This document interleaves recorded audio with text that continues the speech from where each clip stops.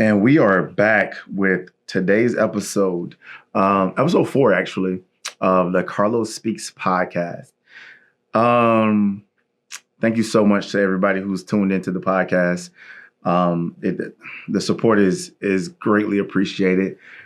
Today's conversation is going to be one of those ones where I have to speak carefully.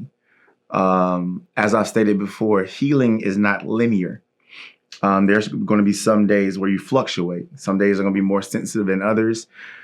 But I got a really good question last week. And the question was, how do you reconcile being a present dad in a broken home? Woo! And again, anything that I say is completely my experience, is completely my paradigm of life. This isn't to be advice of a legal premise for anybody. This is just me having a conversation with you about how I came to become the dad that I am and the dad I strive to be. How do you be a present dad in a broken home? So I have 2 babies. I have a son who is going to be 13 this year, and I have a daughter who just turned 7. They have different moms. And for me to give you the transparent, 100% unhidden version of who I was, we got to go back. We got to go back to 2013. And it's also very important to always remember that when you share an experience, is that it's not yours alone, right? When you share a truth, it's not yours alone, because experiences are shared by people. And so just because your perspective is your truth, it might conflict with the truth of somebody else. So this platform will never be a space where people are attacked or anything of that nature. But let's go. 2013, Carlos as a young dad. When my son was born, his mother and I were trying to figure out how to be in a relationship with one another. And there was a conversation we had where I was willing to, or my desire was to leave South Carolina. I don't feel like South Carolina was big enough for me. I don't feel like there was anything left for me in South Carolina at the time. And my son's mom had the opposite perspective. She was like, no, I love it here. You know, I want to be here. I don't want to leave. And I wish you well if you decide to leave. So it was in our best interest to co-parent from there. Now, as dads, we have certain sensitivities about our children. You're not going to tell me how to be a dad. You're not going to, this is my kid and all the things, right? So there was a time, and this was a very transitional moment for me, where my dad, my biological dad, had to step in and school me on a few things. My son's mom called me, and this was after we broke up, right? And so we're dealing with the difficulties of being connected, even though there is no relationship. And so in my mind, I'm like, hey, whatever happened at your house is your business. When my son is with me, he good, and that ain't none of your business, right? She called me one day, and she said, hey, I am short on one of my bills. Can you give me the money? And I'll never forget, it was her car payment, and it was $189. And I couldn't believe that she had the audacity to call me to pay for her car. You better call that man you laying with. Hey, because that ain't my car. And that's what I told her. And I hung up. Bang, banged it on her, right? And in my immaturity, you couldn't tell me nothing. I called my dad. And I was like, you won't believe. And I'm going to be, because in this space, we're going to keep it a beam. I told my daddy, boy, you won't believe what my baby mama just asked me. He was like, what's up? She asked me to pay her car note, bro. $189. What I look like paying her car note that we ain't together.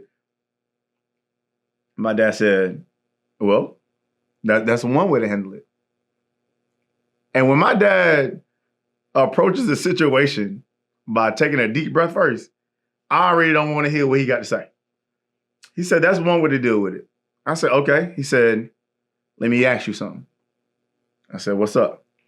He said, how would you feel if your baby mama was a hoe? I was like, what? My baby mama ain't no hoe. I got real defensive because now I'm defending her. Because ain't no way the mother of my child is a hoe. He said, son, let me tell you something about women. Mothers, especially. Mothers are always, no matter what, going to do whatever it takes to ensure that child is taken care of. And I said, okay. He said, how would you feel if it got back to you that she pulled I need that money from Set It Off? I like she laid for the money. He was like, yeah. He was like, I was like,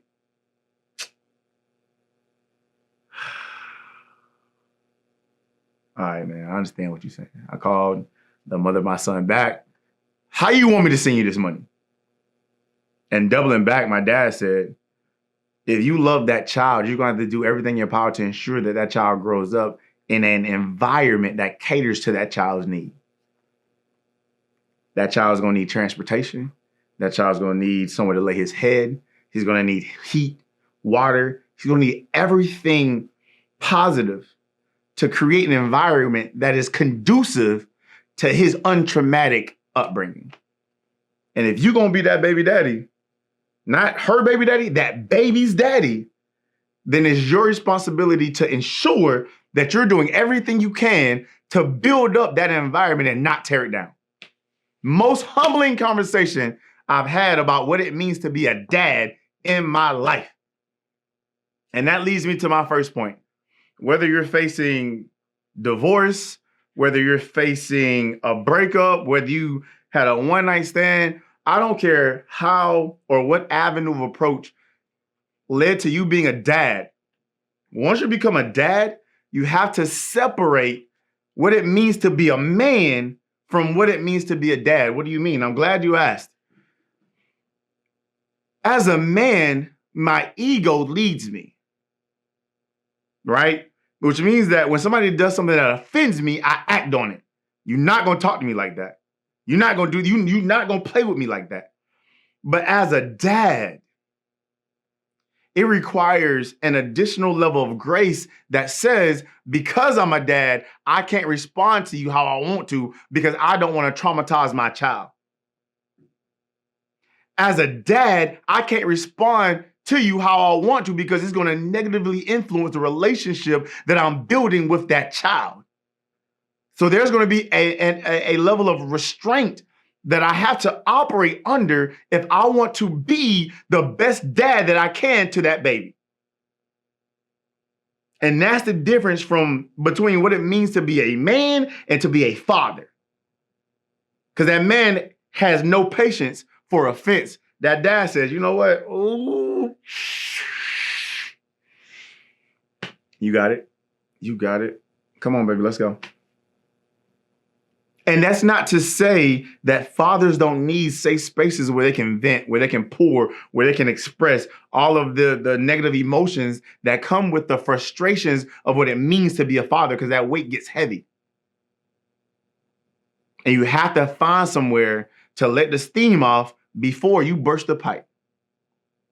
You got to do that. So I'm thankful that my dad was transparent enough with me to say that he learned that lesson, right? Because there were ways that were made without his help. So he prevented me from learning a lesson the hard way by living in his transparency with me as my dad. And that was the first time I had to find space to say, all right, the needs of my son go beyond what's tangible. It goes beyond what my money can buy. And so that led to me having a conversation with his mom that says, look, I understand now that to be a co-parent with you means I got to support you. because your livelihood affects the livelihood of my son. If you are without, then he's without. And that took me moving my ego aside, because I can honestly say I wanted the family. I never wanted to build a broken home. So because the opportunity was what I felt was taken from me, I'm angry. But if I operate under the premise of anger, I'm going to respond from offense, and that's going to negatively affect the livelihood of my son.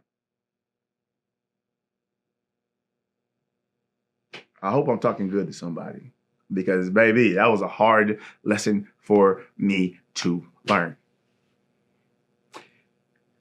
The next thing that I had to do, or one of the other things I had to do, was take accountability for how I became a baby daddy anyway. Watch who you lay down with. I'm going to say it again. Watch who you lay down with.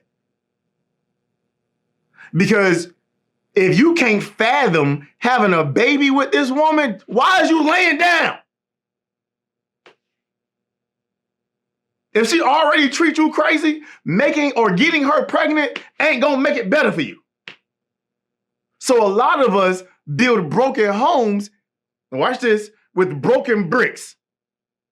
Because before we build anything, you have an idea of the quality of that brick when you lay down with that woman, when you date that woman, when you're in a relationship with that woman. And again, I'm not talking to you, I'm really talking to me. I'm just talking to me in hindsight, and hindsight is always going to be 20/20. The benefit of that is taking what you see in hindsight and applying it to what you see in foresight. I'm talking good. So if you come across bricks that don't seem strong enough to build a house that you want to live in, leave them bricks alone. And I promise you, I understand that we get lonely sometimes. Sometimes a lot of us are driven by the need to conquer. You know, we want to have that trophy experience. But at the end of the day, what is going to be the health of the longevity of this decision? Of what you're doing with this woman? Of what you're building with this woman? Does this woman even want to be somebody's mama? So I had to take accountability that said, you know what? In undergrad, I might have been reckless.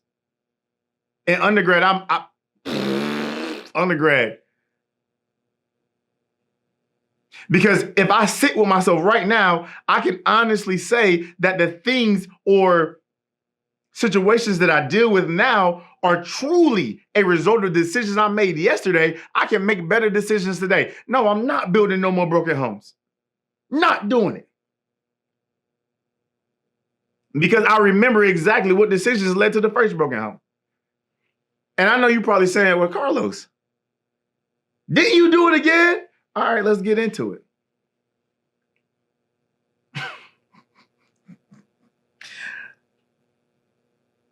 Okay, so my second experience, or my second wave or level that came with being a present dad in a broken home came as a result of divorce. My daughter was born under a marital covenant. Yep. So she came by what we call an appropriate protocol, right?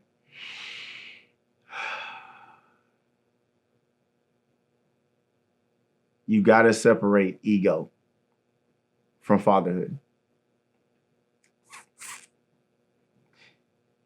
And you have to have the ability to set aside your pain.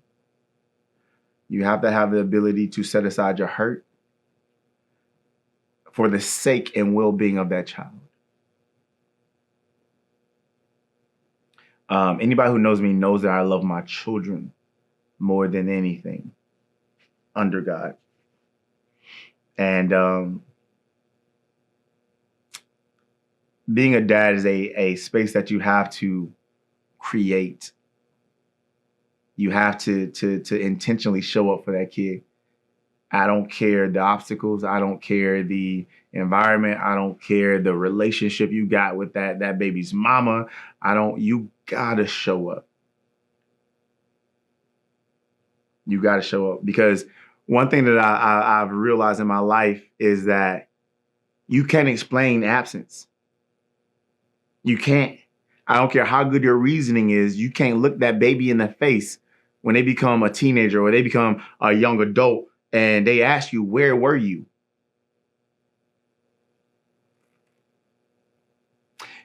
My daughter loves to skate, and we go skating often.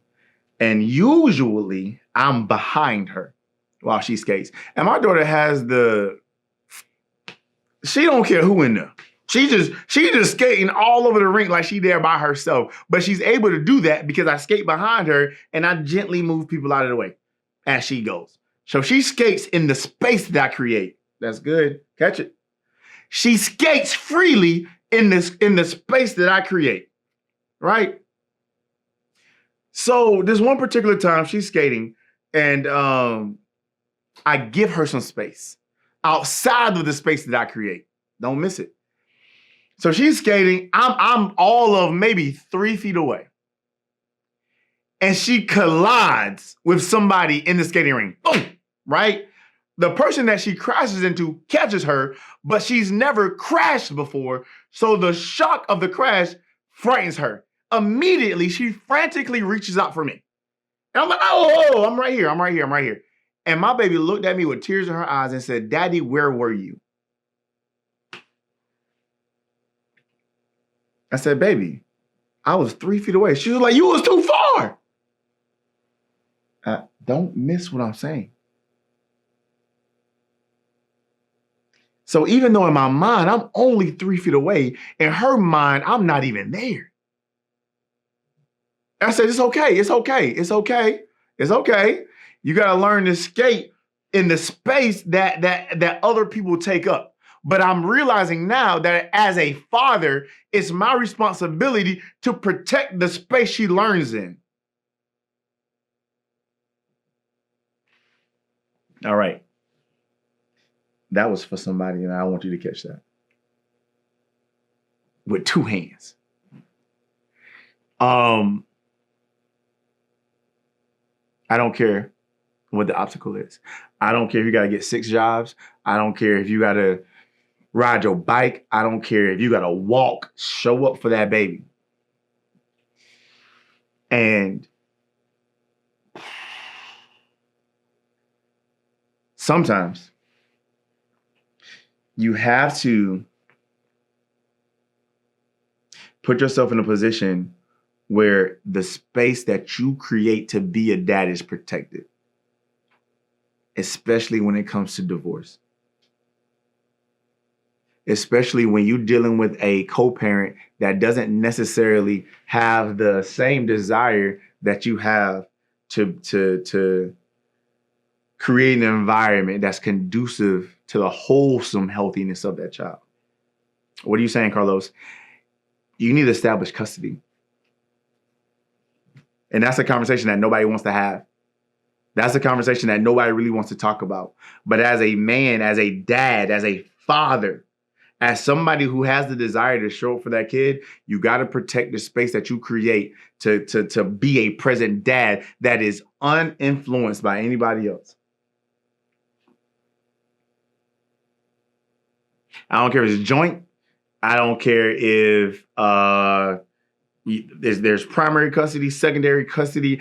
Create a space that is legally protected so that you can pour into that child in a space that cannot be tainted by anybody else. I know it's expensive. I know it's uncomfortable. I know that it's much easier to live in the convenience of the conflict that comes with going back and forth. It's not going to be easy. But you have to protect the relationship that you have with your children as a father. Because you can't explain absence because of somebody else. Either you were there or you were not. And one day I hope to have my daddy on this podcast. Because let me tell y'all something. My dad, bro, I've been blessed to have great dads. I was raised initially by my grandfather.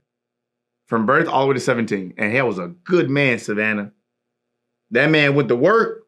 He provided for his family. He was mild-tempered, never had to raise his voice. And then I have my biological dad. That's my dog. That's my A1. He gonna keep it a beam with me. We spoke recently, and he told me he had been watching the podcast. He'd been following along. He said, I don't got to do all that commenting and sharing and stuff they be doing on Facebook. That ain't my daddy from the hood, bro. My daddy was down through there. And so I was like, well, what are your thoughts, Pops? And he's like, I don't really have the words. And I'm like, okay. He said, this is what I'll do. I'll tell it to you like this. That's some dope you doing, son. And I'm like, oh, I appreciate you, dog. That's my dog. That's my A1. And then I have a stepfather. I don't even like saying step. That's my dog. That's my A1. My stepdad took me in from day one, bro, and it's never been space. He's allowed me to see him transparently grow as a dad. And that's a good man too, Savannah. And I say that to say, surround yourself by people who are good fathers. Surround yourself by men that show up for them kids. Men that's going to say, I can't come because I got my kids, bro. Men that's going to say, no, my kid ain't acting right at school. Let me go down to that school because maybe it's not my kid. Maybe, just maybe the system isn't in a position to best cater to my kid. And people treat your child different when that daddy show up. Oh, Mr. Bryant, I'm glad to have you. It's glad to be here. Can we talk about the issues that you have with RJ, my son? Well, no, you ain't talking quick enough for me. Because this is what he said, and now I want to hear what you have to say so that we can reconcile in the middle of this what's wrong, where we need to fix this at. Because those children are going to be a reflection of you. Every time. Listen, we traumatize our children by our inability to be dads because we can't stop being men. Because we live in offense. Because woe is me, my baby mama don't like me, and all she want to do is get me from my kids. So, bruh, sing a different song to a different. I get it. It's hard. But guess what? Once you realize the premise under which you gotta be a dad, be that. Be that. It ain't no devil in hell or an angel in heaven that's gonna keep me away from my kids, dog. Never. Even when I date now,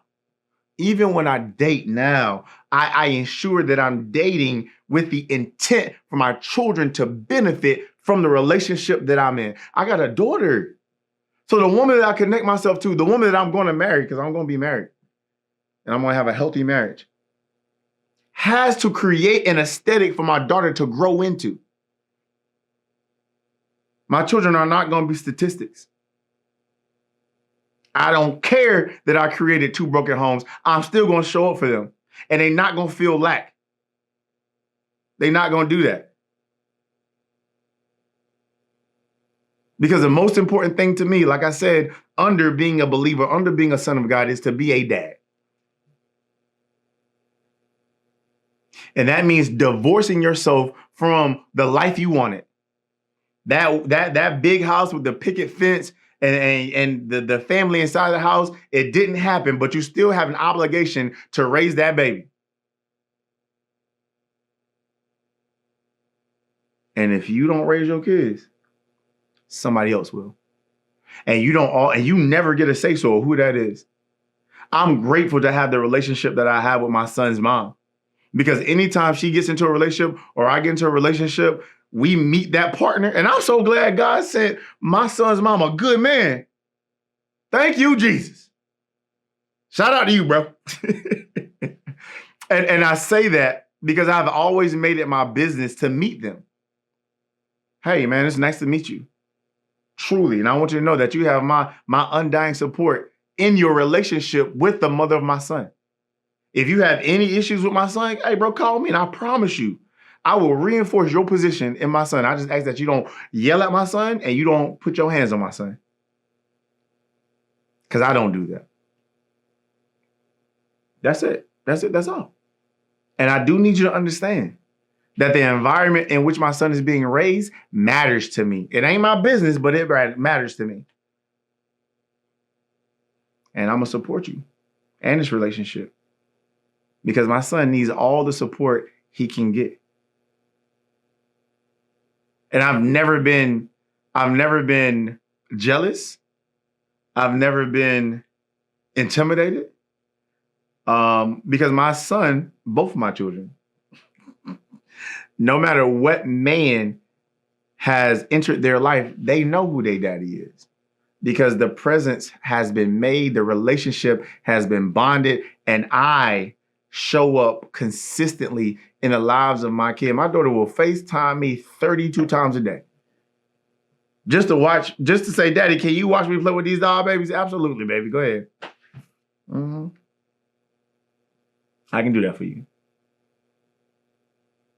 And it doesn't bring me any inconvenience. Because those children, your children, my children, they deserve a dad that's going to show up for them, that's going to protect them, that's going to provide for them, that's going to love them, that's going to do the self-work to create a life for them that heals traumas they never experienced. That's so good. So, I think I did good with maneuvering and navigating through that conversation. I hope that this encourages you to any dad out there watching, stepdad, adopted dad, baby daddy, whatever title you call yourself or whatever society calls you. The only thing that truly matters is your willingness to show up for that kid. Thank you for your time.